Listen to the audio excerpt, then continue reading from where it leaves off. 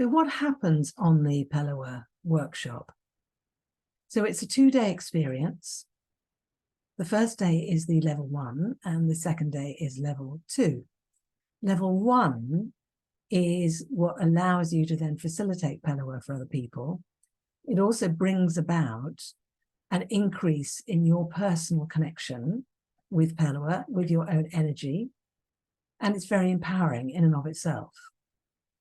Level 2 is more powerful again. Level 2 is not required in order for you to be able to facilitate Pellowah for others. However, level 2 allows you to then hold the light much more fully. It increases your capacity to hold the light. And it also connects you much more strongly and closely with your higher self.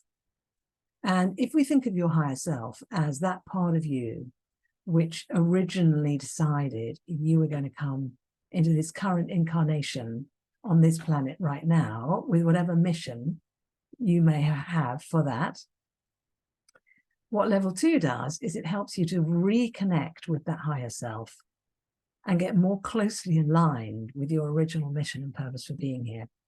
So it's incredibly empowering. In some places, the level 1 and level 2 are facilitated as 2 separate days, and that's absolutely fine. Over here in the UK, it's more commonly facilitated as a weekend workshop, and that's how I do it personally. And one of the benefits of that is that the momentum that's built on day 1 carries over into day 2. And the integration that takes place overnight also comes in and boosts and empowers day 2.